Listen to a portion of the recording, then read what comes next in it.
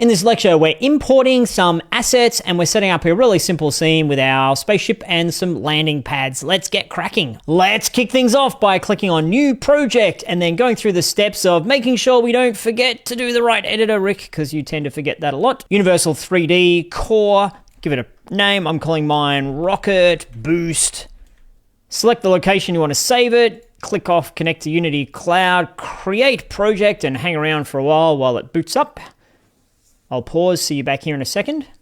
Okay, now we're booted up. I'm going to do a couple of the standard things. First, I'm going to remove my README assets. We don't need those. Also, I'm going to point out the fact that if we go up to Edit Preferences, you'll see that for me, any second now, I've clicked all the way down the bottom on UI scaling, and I've got my scaling set to 175%. That's why things look really zoomed in and really big on my particular screen. I'm doing that so that you can see it more easily, particularly if you're looking at this on a second monitor or on a tablet. Everything's as big as I can make it for you. If you wanted to scale your settings as well, you could, so that everything looks bigger, but you don't have to. I'm just pointing that out in case you're wondering, why does Rick's thing look a bit more zoomed in than mine? Next thing we need to do is import some assets. So I've given you a file to download in the resources section against this lecture. It'll be zipped up. You need to unzip it and then double click into it and find this file, which is a .unity package file. Just drag that down anywhere into your assets folder. We can get rid of our Windows window.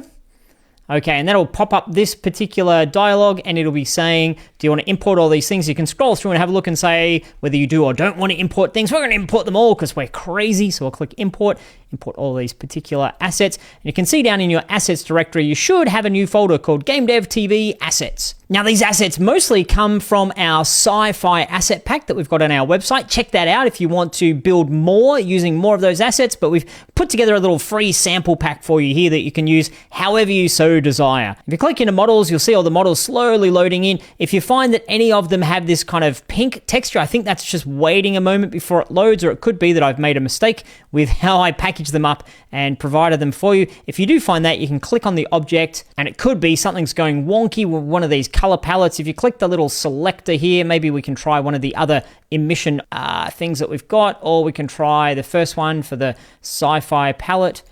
Click around a little bit and then click on apply. Oh, and that fixed it. So if you do have any of these objects that are pink, that means the material is missing. That's the way Unity says, hey, I don't know what's going on here. So probably for this one, instead of sci-fi 2, it's sci-fi just regular. Click on apply. Yep, and that fixed that as well. So I don't see, oh, there's one more in there with some pink aspects. I think this might be, we'll try that one. There's a little bit of, I don't know why. Sometimes you just need to kind of poke it and it's like, oh, okay, yeah, sorry, I didn't know what I was doing there. In the spaceship folder, we've got this one here, similar process. Just click on the little selector and then click on one of the other materials and then apply. And I think the last one here, sci-fi, apply. There we go. So we've jogged them all into working, I think, at this stage. What I've created for you here in my limited artistic skills is a prefab. If you click on the prefab folder, I've created Rick's Weird Space Pod. If you drag that into your scene, give it a moment for the textures to pop in. Yep, you can see it was kind of blue for a moment there. I'm going to, while I'm here, click on the global volume and just push it out of the way because it's annoying. We don't need to look at that just yet. But I've got my spaceship here. If I click on F, that'll zoom in on it and focus on it. Now, it's really important that right at the very start here, right at the get-go, we establish which way is right and which way is up and which way is left.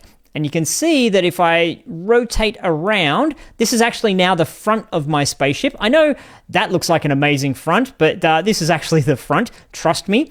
And you can see now that the red arrow is to the right. What that means is that now positive X value, so have a look here, if I drag to the right, it goes up. That means positive X is to the right, positive Y is up, and positive Z is into the screen. That's how I want to have it set up, and we need to make sure we pay attention to these things whenever we're importing assets that we've brought in from elsewhere or setting up a new project. We need to ask ourselves, how big are things? Where are things positioned? What's to the right? What's to the left? Just so we don't accidentally get some issues down the road. I'm also going to put this object right at the very 0, 0, 0 of the world, just so I know, from now on, my spaceship is right at the middle. Side note, feel free to make your own spaceship or bring in a different spaceship. You don't have to use mine. I've just given this to you, so we've got something to work with and a starting point. I've only just noticed it, but I'm going to put my little menu bar thing up the top there and get rid of that. This is one of the downsides of zooming in so much that you can see my screen really well, is that it makes it really difficult for me to do stuff, but it's all good. Now, how large is our spaceship? Well, according to our scale, it's 1, 1, 1 in terms of unity units, but that's its scale, that's not its actual size. So how do we find out the actual size of this thing? The easiest way is for us to right-click in the hierarchy, 3D object, and create a cube. And the cube, I'm just going to right-click reset, so it's right in the middle of the world once again.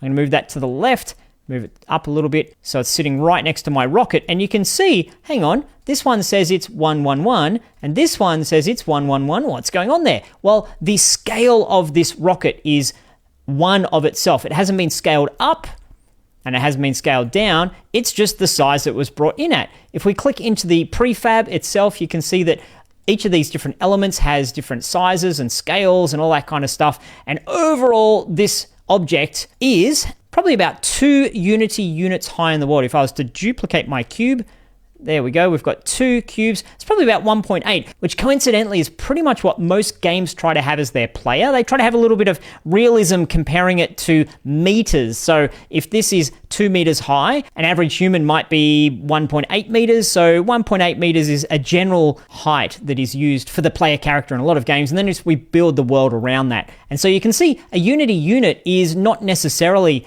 a meter or a foot or a yard or any of those kind of things. It's just a 1. So we've established that our ship is about 2-ish by just plopping in that cube that we know comes in at 1 unity unit by 1 unity unit. We know that as well by looking at our grid line. So you see my grid line underneath the cube, that's 1, 1, 1, 1. So you can see that my spaceship is kind of like 1, 2 and a bit wide. And if we had grids behind us, it would be 1 and nearly 2. And we can use our cube to kind of simulate that 1 and 2 to see how high it is. And we need to know that when we're bringing in other objects. So let's have a look at what else we got in our fancy package. I'm going to give myself a tiny bit of room in the project folder here.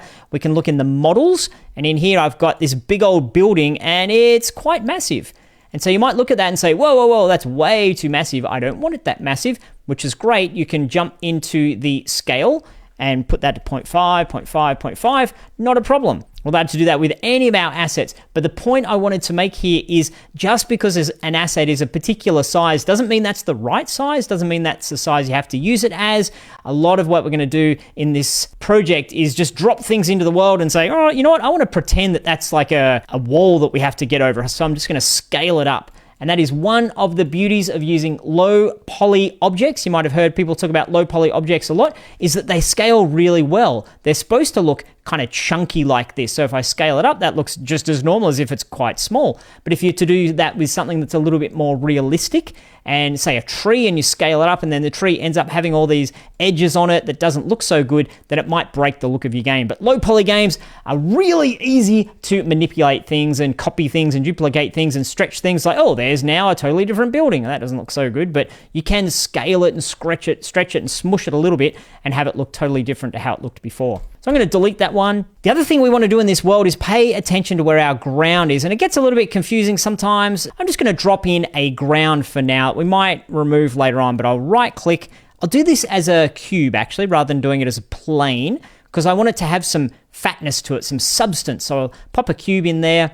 And I could have left my other cube in there. Sorry, other cube, for deleting you. I'm going to call this ground. It's all just temporary for now. And I'm going to drag it out a little bit. And I'm just going to actually mouse over the numbers here. Mouse over the X, mouse over the Z or Z, and mouse over the Y. Now you can see it's way too high. So where do I want this kind of pretend ground to be placed? I want it to be placed down underneath my player so that the top of it is at the 0, 0 position on the Y. And if you want to get that exact, I can say, let's make my Y height, which is the up-down height, make it 10 exactly. And then if I want this to be, the top of it to be exactly at the 0, we need to half the 10, because the 10 is from the top to the bottom. And the middle point where the coordinates are coming from is right in the very, very center of our object. So therefore, if we put this to -5, which is half of 10, it'll drop it down half of itself, and the top of it now should be at exactly the 0 point on the world. What to do next? Well, let's set up a little bit of structure. Our game is going to be essentially flying my rocket, I'll just move him over there, from one launch pad to another launch pad. So let's find a couple of objects, or an object that we can put in there twice to use as a little launch pad. I think I popped a couple of things in here. Side note, if you click on an object, I'm in the models, I'm looking at our various models here, you can grab it over on the right-hand view. If you don't have the view, then you can grab the little slider and slide it up if you don't have the view, and you can find a candidate for your launch pad. I've got that one. There's another one I think I dropped in there that looks like this little weird outdoor dining table. You know what? I might use the weird outdoor dining table just because it's got the word weird in my description of it, and I'll drop that into the world, place it down a little bit. It's like a little platform, isn't it? And then I'll rename this. It's not actually, what is this, a mothership?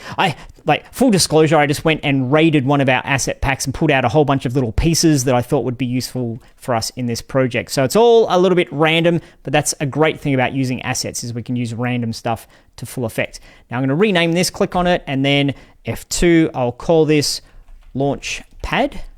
And then I'm going to duplicate that, drag it over to the right, and we will call this landing pad.